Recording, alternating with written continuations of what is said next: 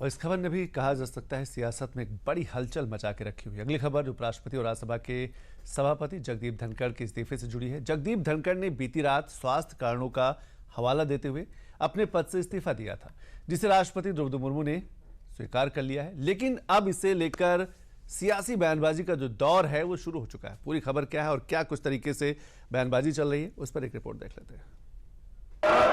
प्रश्नकाल के पहले एक आवश्यक सूचना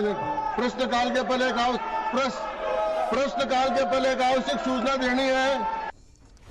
संसद के मॉनसून सत्र के पहले दिन जब हर निगाहें उच्च सदन की ओर टिकी थी, तभी उस रात एक खबर ने पूरे राजनीतिक गलियारे में सन्नाटा फैला दिया।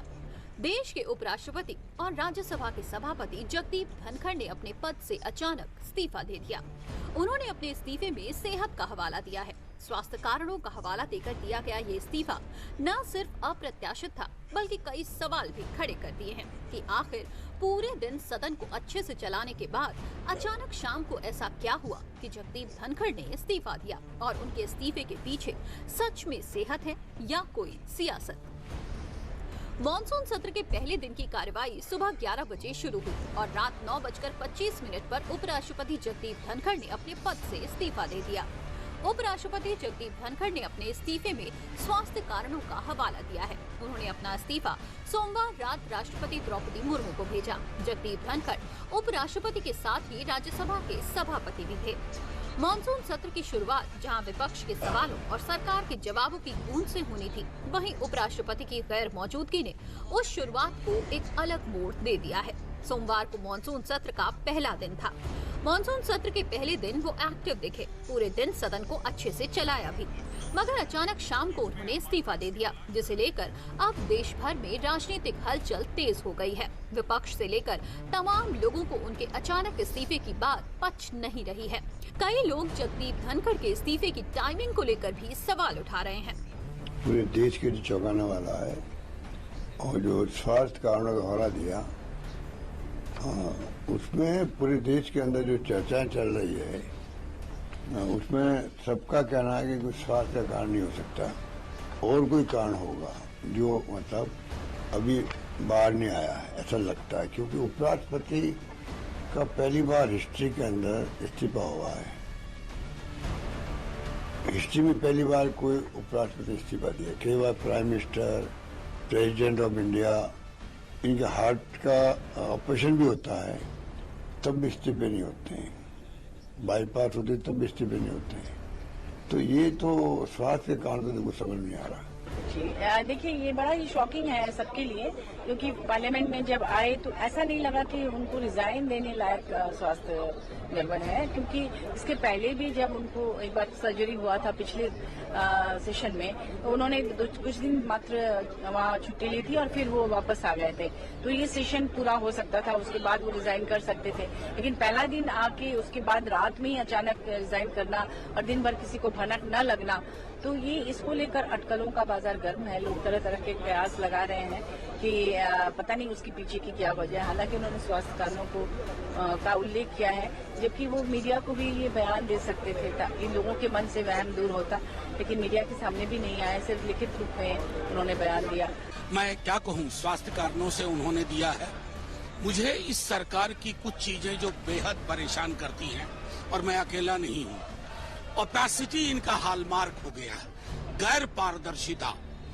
कोई निर्णय क्यों होता है, क्यों कोई व्यक्ति बीच अपने कार्यकाल में इस्तीफा दे देते हैं।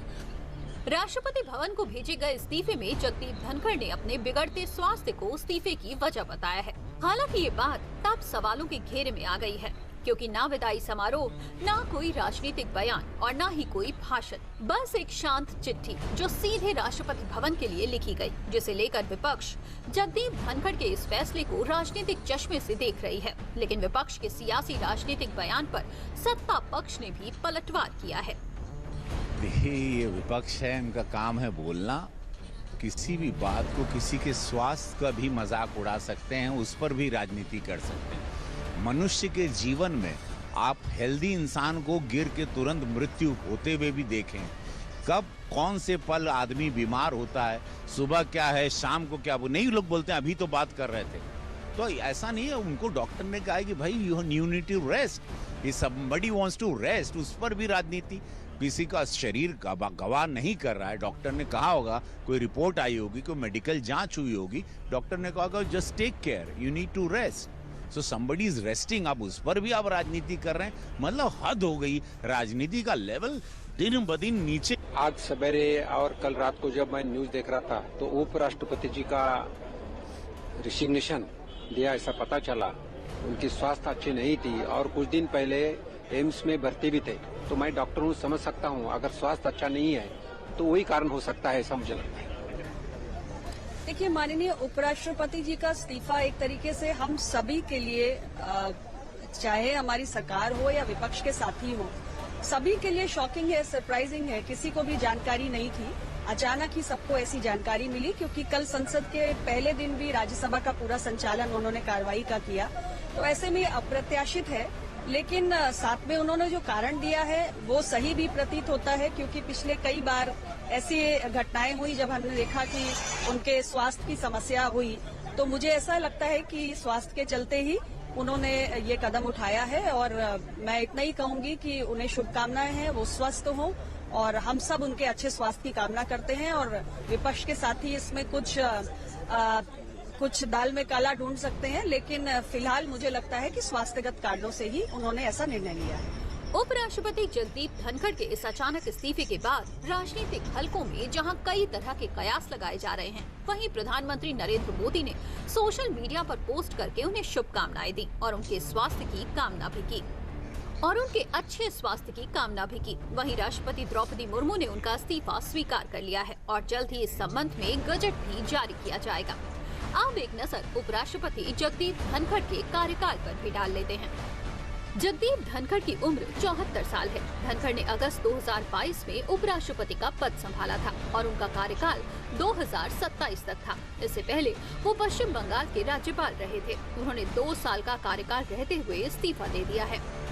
जगदीप धनखड़ के इस्तीफे ने सबको हैरान कर दिया, क्योंकि 10 जुलाई को एक कार्यक्रम में उन्होंने खुद कहा था कि वो अपना कार्यकाल पूरा करेंगे और 2027 में रिटायर होंगे। लेकिन सिर्फ 11 दिन में उनका रुख बदल गया और उन्होंने इस्तीफा दे दिया। इससे पहले मार्च में उन्हें एक बार सीने में दर्द की शिकायत पर एम्स में भर्ती कराया गया था और जून में उत्तराखंड के एक कार्यक्रम के दौरान भी उनकी तबीयत बिगड़ी थी। फिलहाल अब सबकी नजरें इस बात पर टिकी हैं कि अगला उपराष्ट्रपति कौन होगा। भारत संविधान के अनुसार 60 दिनों में नए उपराष्ट्रपति का चुनाव होना अनिवार्य है। तब तक राज्यसभा के उपसभापति हरिवंश नारायण सिंह कार्यवाहक सभापति की जिम्मेदारी संभालेंगे। जगदीप धनखड़ के इस्तीफे ने न केवल राजनीतिक चर्चाओं को हवा दी है, बल्कि संसद सत्र के संचालन पर भी सवाल खड़े किए हैं। सत्ता के गलियारों में हर कदम एक संकेत होता है और उपराष्ट्रपति का ये इस्तीफा उस संकेत की गूंज बन चुका है, जिस पर विपक्ष सवाल उठा रहा है। उपराष्ट्रपति का अचानक इस्तीफा न केवल संवैधानिक व्यवस्था में हलचल लाया है, बल्कि ये देश की राजनीति के अंदरूनी तनाव और सत्ता समीकरणों पर भी गहरा असर डाल रहा है। देश के इतिहास में ऐसा पहली बार है जब पहले दिन का सत्र चलाने के बाद किसी उपराष्ट्रपति ने इस्तीफा दिया हो।